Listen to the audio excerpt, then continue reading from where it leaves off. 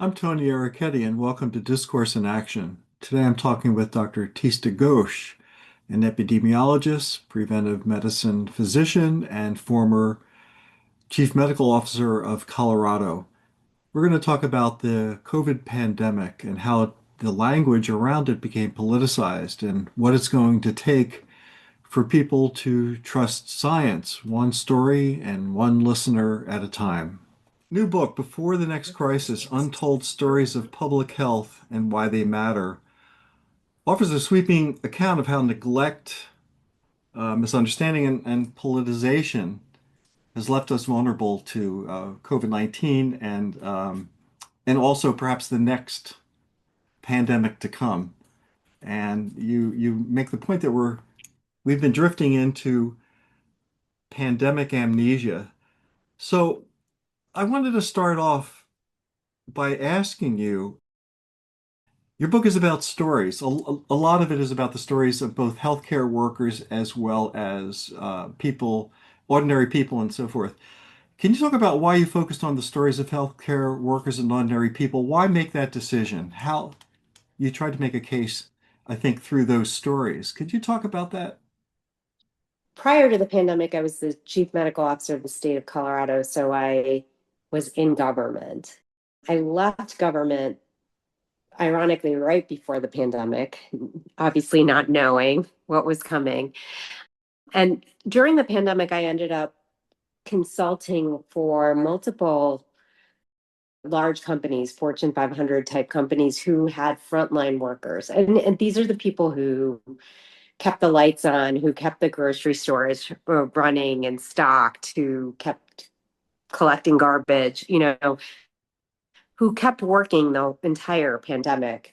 And as I worked with these frontline workers, I was just really struck by their different accounts, depending on where they lived, how whether it was a red state, a blue state, urban or rural, and how different their experiences were based on both where they lived as well as what they did, their occupation. And I started collecting those stories and eventually decided to turn that into a book. Obviously, I'm a physician, so I have a lot of deep connections in the healthcare community.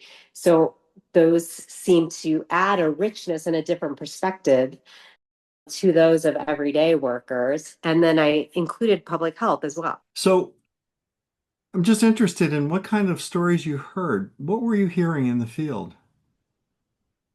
It depended on who I was working with. Hmm. But in the field, I heard stories, and some of them I use in the book, some of them I didn't, but of people who were, for example, delivery workers who had to work obviously the entire time when there were no masks. There was a mask shortage. There was very little information. It was very frightening. And they had to work and think that they were bringing home of this unknown virus to their children, but didn't have the luxury of not working. And then they were getting a variety of confusing messages from federal, state, local sources, and just how that confusion caused a lot of trauma and fear, and worry for their themselves, their families. I also remember talking to people in my book. I actually used talked to a construction worker who lived in the deep South and did not know anybody with COVID for months into the pandemic. They didn't have any cases, but he was being asked to mask and to as he was a manager of construction workers. He said, I have a hard time getting them to wear safety hats, much less wear a mask for a disease that we never saw. We had no cases of, that no one knew anybody who had. And New York, which was experiencing a very different story at that time, seemed far away and remote to them. And they were like, this could be made up. And by the time it actually hit where they lived, which was several months later, they had a very difficult time believing in the virus, in believing any of the messaging, and he had colleagues who died as a result of decisions made because they didn't believe the messaging. So stories like that were very impactful to me as a person who sort of grown up in public health, to think of, wow, how the impact of messaging and confusion and public distrust is actually causing people to die. Is part of the problem with the public health agencies themselves and being unable to communicate, what was going on in a way that people understood? What do you think was the issue? What do you think was the issue in that messaging that you mentioned? Right. There were multiple issues. I think, for one, it was a novel virus. I mean, we really didn't know that it existed. We didn't know how it spread. And the public is not used to seeing science work in real time. They're accustomed to, we did 10 studies, randomized controlled trials, and then the end result was this. But there were no randomized controlled trials. We didn't even know how, if this was spread by touching mail or surfaces, or if it was spread in the air. And being able to convey to the public what real-time science looks like, I don't think the public health agencies at the time knew how to do that, because they normally don't have to. You do have 10 years to study it, or you have 100 years of information on tuberculosis or whatever the disease is. So you don't, this was new.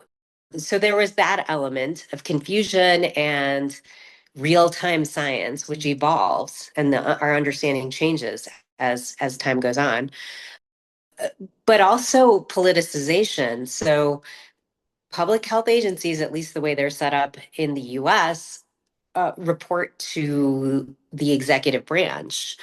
And so they are influenced by the executive branch of government, whoever is in office in it. And this was across both administrations. There was political agendas. Politicians want certain things to happen, and those may not reflect the messages that the scientists want to give out. So, I don't fully blame the public health agencies. They were beholden to their bosses, and often were not allowed to say what they really believed or thought. And this just led to a lot of the confusion and mixed messaging that we saw in the pandemic. Every administration has a different agenda and a different political agenda and different objectives. It seems that the U.S. never learns from their experience, because if the information is politicized, then some administrations are going to focus on some information, others perhaps disregard it. Does it create a problem in the United States where we never really learn in the long run? Is that part of the issue?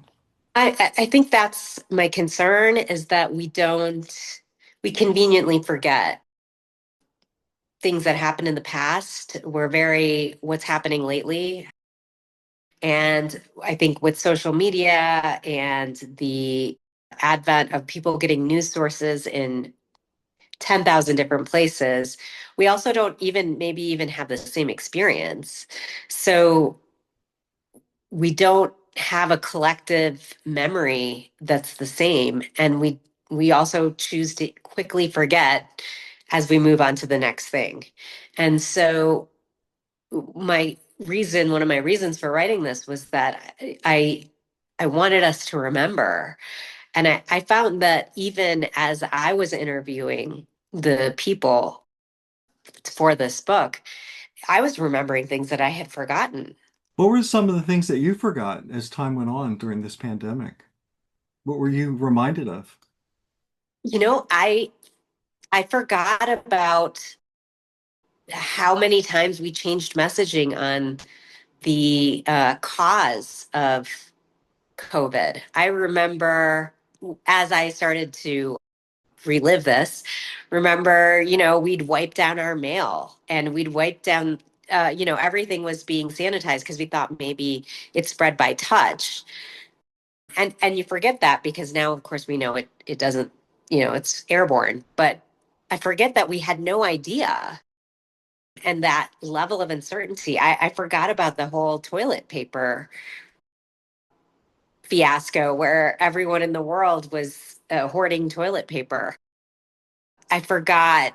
I forgot about the feeling of being locked down and the eeriness of walking down a street and there is no one, no human activity at all. So many aspects. I forgot about the mask shortage. It just you block all of that out. So it's been an interesting reminder for me myself. And then I think for those that I interviewed, it's been interesting for them to walk down memory lane and how much whiplash we experienced. I completely forgot about the toilet paper hoarding that went on. You could not Uh-huh. find toilet paper, and that No. became such a big deal. And I'm in New York, and I remember just walking down the streets as you're saying, and there was no one there. It was like a neutron bomb had gone off. It left the building standing, but the people were gone. One of the things I'm really interested in is this issue of messaging. As you said, there are 10,000 social media outlets, which means 10,000 narratives. Mhm. Who's in charge of the narrative that will get us through this? At this point, as a result of a lot of that distrust that built during the pandemic, I think it's hard to know. As we speak, you know, the CDC director is resigning. The other agencies like the American Academy of Pediatrics are making their own vaccine guidelines because they don't trust the CDC anymore because they view it as a political puppet essentially. And these are some of the things that we need to fix. One of the things that I found is in some of the other countries that I researched, they created panels of scientific experts that spoke directly to the public rather than to the politicians. So they presented their findings to the public, and then the politicians chose to do what they did with that information. But the public received that information completely separately from a scientific body who had no political agenda. And there are models that we can look at creating for the future that perhaps shield public health from this level of politicization. The Federal Reserve is an example that people use as we shielded the economy from kind of the whims of different administrations. Similarly, public health might be one of those areas where we want that shielded from politics. So there are different models to explore, but there has to be a will. And I think we're reaching the point as we watch with, vaccine policy splintering and just a level of distrust that I have never seen in my lifetime, that we have to consider different models. Do you think there's a reasonable possibility that that will ever happen in our lifetime, that the public will trust science when it's under attack so much now? The message seems to be don't trust the experts, don't trust science. So what are the possibilities that we'll ever get to a point where we're based in science rather than politics?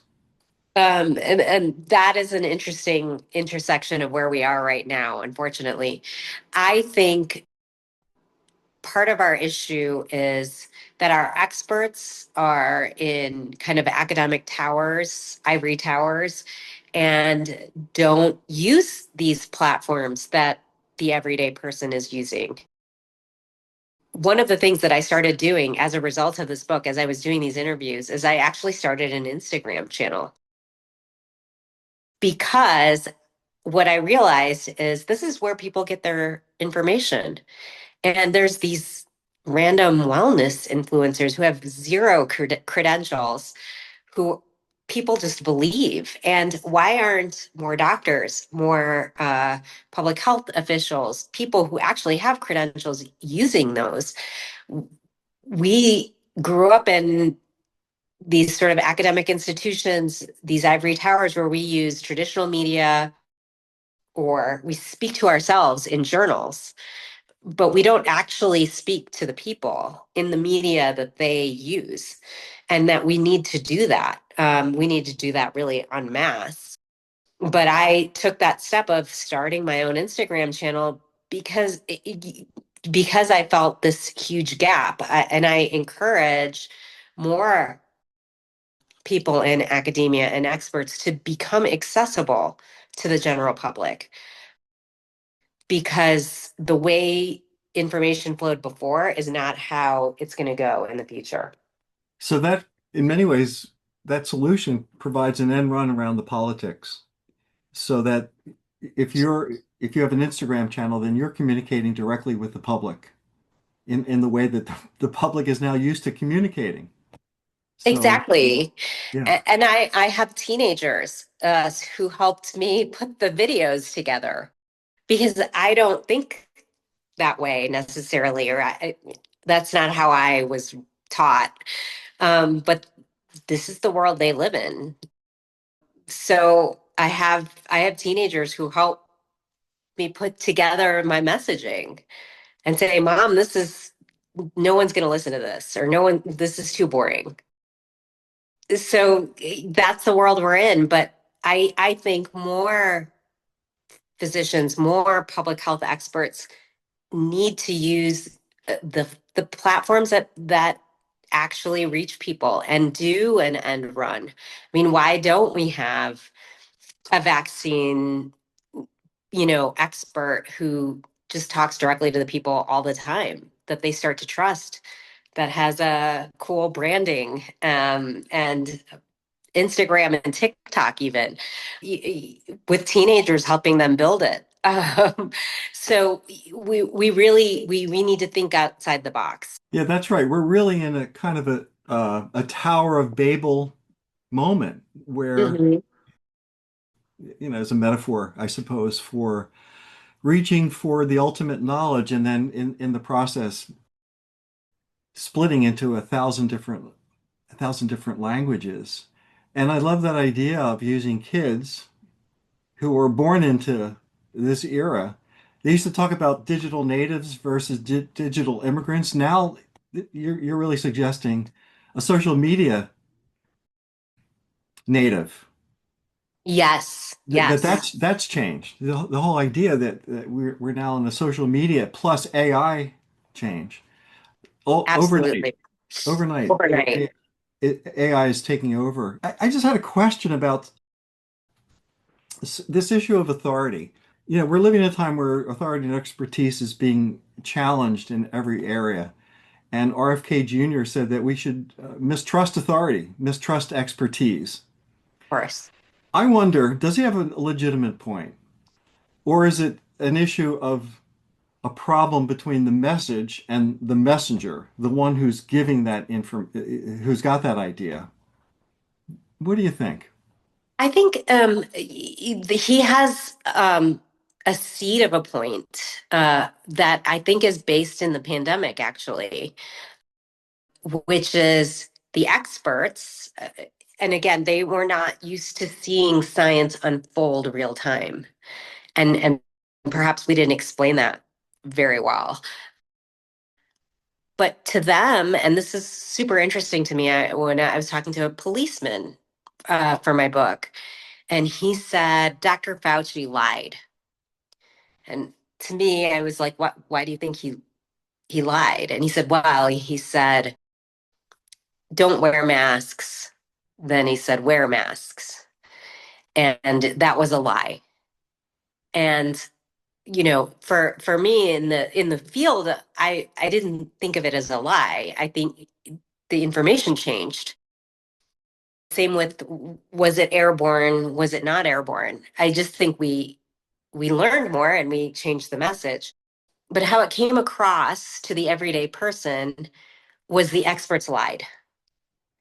And so we do need to own that that is some of the seed that is being sown right now with RFK, and is from that pandemic, from these changing messages. I don't think they were lies. I think they were just new information, but that's how they came across, and that's a repair that we're going to have to own and actively make, rather than just dismissing them, people as, oh, they're just, they don't understand. I mean, we have to own that there were mistakes made in how the messages were sent across. However, perhaps we came across as we knew too much in the beginning, and maybe we should have owned the uncertainty a little bit more. And I think by being honest about that, we can potentially start to repair. You can't combat something from an ivory tower. You really have to get down to where the battle's occurring, and it's happening on social media. I think we need to put ourselves out there.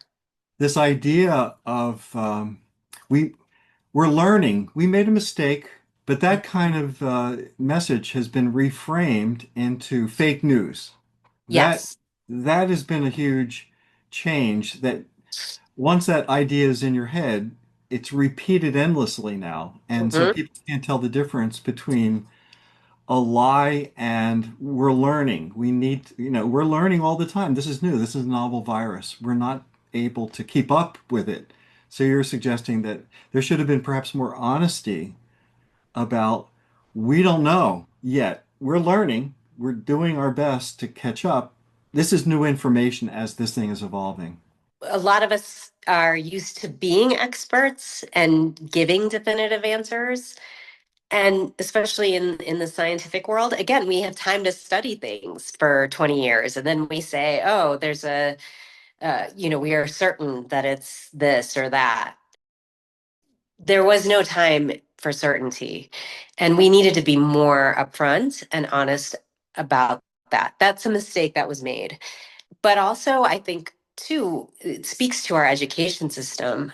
Kids in high school should be learning about the scientific process. They should understand that there is uncertainty. We should be teaching health literacy, and public health literacy in a greater way than we currently do throughout our education system. So things aren't as shocking to the public as they receive it, as well as we need to teach how people can discern between fake news and real news. I just wonder how we do that in this era. I grew up in the Walter Cronkite era, where you had and Huntley Brinkley. Uh-huh. So that I'm dating myself, but it was a lot easier to trust the information. These were credible journalists who are articulate, well-informed, white men. Okay, there is that, but that was sort of the times. We've got a lot more credible voices now. You're not the Walter Cronkite, Not unfortunately, at all, of no. the era. Where people will say, "This is the person that you're one of many experts whose work is now suspect." Exactly. And I think all of us experts need to stop relying on the next Cronkite because he's not coming. We all need to be Walter Cronkite. We all need to be Walter Cronkite. Yes. Well, that I mean, is that part of the problem where everybody is now an authority? And I remember when things like Mayo Clinic and other sources came out that Google Doc, Google Doctor, became Oh, that. yes. I mean, that's old news now. I mean, that was almost a generation ago. Doctors really then objected to patients accessing knowledge on their own. So Hmm. we started to see the patients taking more, I think, initiative in their own health, in the information. But again, the information is now spread out all over the place. It's a really complicated issue. And now we're into this new era of AI where you can talk to AI, you can get help on AI.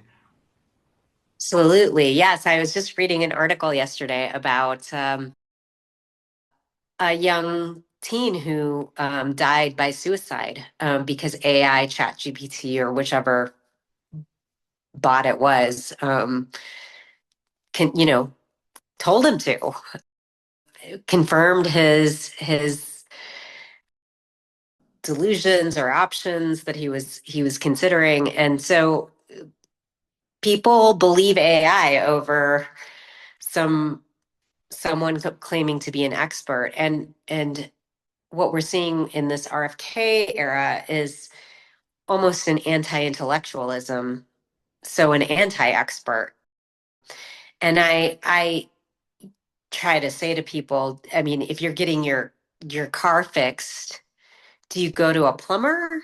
Similarly, why would you believe some random influencer who's selling you a supplement, um, you know, made who knows where, over your doctor? For me, collecting stories, narratives of where things can go wrong when you end up following that random influencer and taking their supplement that kills your liver.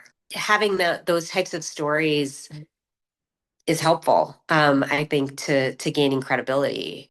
I was wondering about this issue of narratives. I think there's a widespread belief, in particular among narrative medicine people, that stories have a lot of power, but not everybody is influenced by stories. So, do you see there's a limitation to the narratives that even you're gathering, which I think are important, but don't always persuade people that what they're hearing is true? Yeah, well, I think the issue is the fake news piece of it. Is this some actor who's making up their story, or someone who's being paid for by the evil whatever industry that you're deciding to blame at the moment, and the vaccine industry, let's say, or is this a real person? Tista, I was really wondering what kind of advice are you getting from your children about how to your message out there? What are they telling you? For one thing, lots of images, not just of myself, but like fun images, not making things too long. Don't make it too boring. Keep your message simple to the point. One or two key things that are engaging with good music in the background are some of the things that they advise me on. But they're really, yeah, they're my social media advisors. Do you think there's a danger in that kind of advice dumbing down the information? Is that an issue that you think about? I know that you're trying to really reach as many people as possible, but I think there's that idea also is that Absolutely. we're really focusing on the lowest possible common denominator.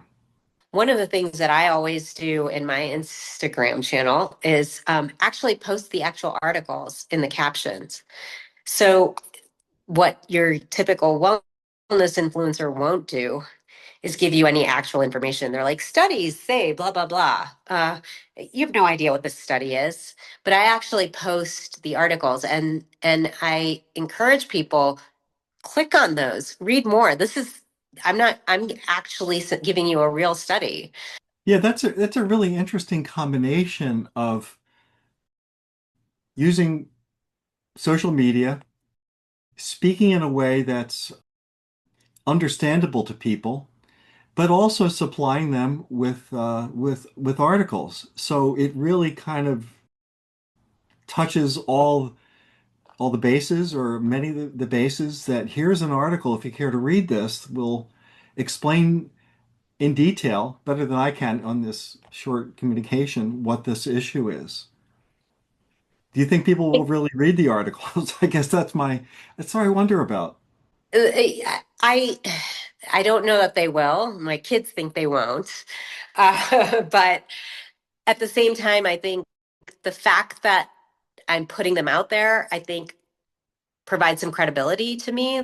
Even if they don't actually read the article, perhaps they'll trust me as the person providing the information as someone who actually does my homework and does the research. And I encourage other physicians, other experts, to do the same and to perhaps create a culture of how do you tell the difference between the fake expert and the real expert. Yeah, so your effort seems to be focused not only, well, on the public primarily, I suppose, Mhm. but also do you see part of your mission is to educate other public health officials how to educate the public? Is that part of what your aim is in this process?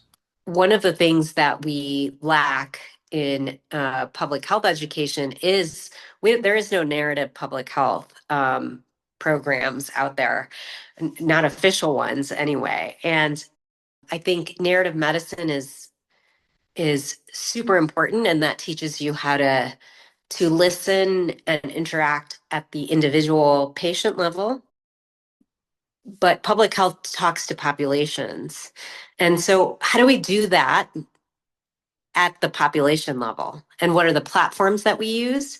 What are the most effective methods? How do we use the narratives, the listening, the active listening that we have to do to groups, to communities, and then use that information to share the narratives, to enact policy change, to enact, actual cultural change using social media and other tools. And so there is a difference between narrative medicine and narrative public health because your audience is a little different. Your audience is actually communities, and it's actually policymakers. How do you go in front of a local board of health or a local, you know, political committee and share stories from the community that you've collected them from in a way that enacts policy change?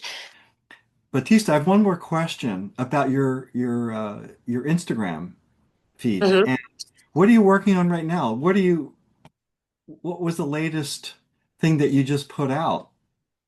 Yeah, I think I'm a preventive medicine physician, so I work in preventing disease. So I'm doing a lot with nutrition and optimizing nutrition. There's a lot of fake news out there about that.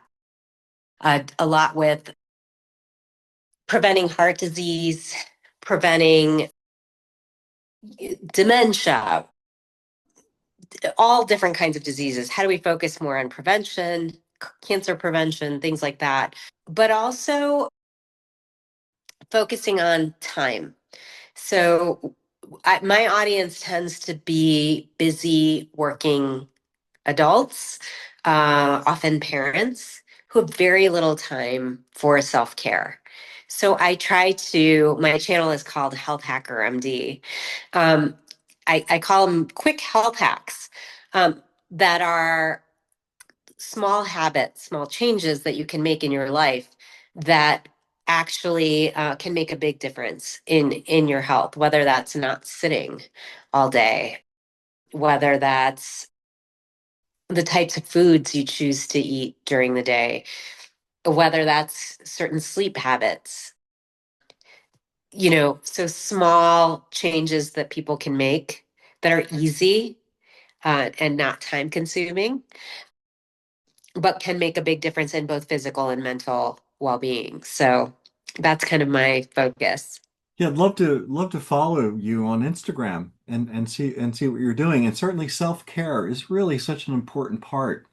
If one's access to healthcare is limited, then you're going to have to take care of yourself, and you're going to have to get that information from a a credible source such as you.